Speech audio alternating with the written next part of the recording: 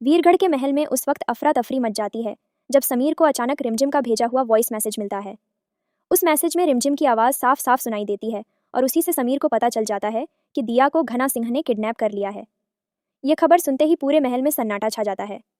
अभी कुछ देर पहले तक मोहिनी के चेहरे पर जो खुशी थी वह अचानक घबराहट में बदल जाती है। वह बार बार घना सिंह को फ़ोन लगाने की कोशिश करती है, लेकिन घना सिंह उसका कॉल उठाने की बजाय अपना सिम ही तोड़कर फेंक देता है ताकि कोई भी उसका पता न लगा सके। दूसरी तरफ घना सिंह बहुत चालाकी से अपना प्लान आगे बढ़ाता है। वह दिया और रिमझिम दोनों के मुंह पर कपड़ा बांधकर उन्हें बेहोश कर देता है और फिर दोनों को बोरी में बंद करके आलू से भरी गाड़ी में छुपा देता है। इसके बाद खुद को बचाने के लिए वह गर्भवती महिला का भेष बनाकर उसी गाड़ी के साथ वीरगढ़ की सीमा पार करने निकल पड़ता है। घना सिंह को पूरा भरोसा होता है कि कोई भी उसे इस रूप में पहचान नहीं पाएगा। उधर समीर अपनी बहन दिया को ढूंढने के लिए पागलों की तरह हर जगह तलाश शुरू कर देता है। वह सैनिकों को आदेश देता है कि वीरगढ़ की हर सीमा पर सख्त नाकाबंदी कर दी जाए ताकि कोई भी संदिग्ध गाड़ी बाहर न जा सके। थोड़ी ही देर में सीमा पर गाड़ियों की लंबी लाइन लग जाती है और हर गाड़ी की बारीकी से तलाशी ली जाने लगती है। इसी दौरान आलू से भरी वही गाड़ी भी चेक पोस्ट तक पहुंच जाती है जिसमें रिमझिम और दिया छुपाई गई होती हैं। समीर खुद आगे बढ़कर गाड़ी की तलाशी लेता है। बोरे खोले जाते हैं, आलू इधर उधर किए जाते हैं, लेकिन समीर को कुछ भी शक वाली चीज़ नज़र नहीं आती।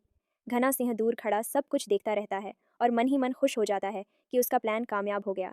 समीर को मजबूरी में उस गाड़ी को जाने देना पड़ता है, लेकिन किस्मत का खेल यहीं से पलटना शुरू हो जाता है।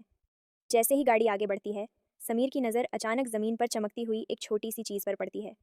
वह झुककर उसे उठाता है तो देखकर हैरान रह जाता है, क्योंकि वह रिमझिम की बाली होती है, वही बाली जो रिमझिम हमेशा पहनती थी।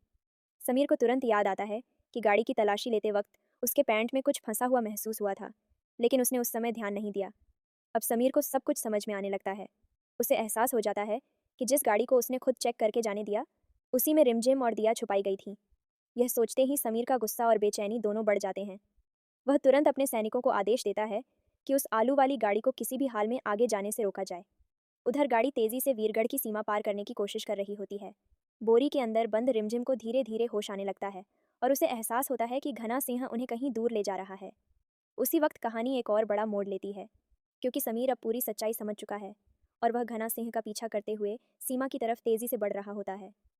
आने वाले घटनाक्रम में हालात और ज़्यादा खतरनाक होने वाले हैं, क्योंकि घना सिंह समझ चुका है कि अब उसके पास बचने का समय बहुत कम है।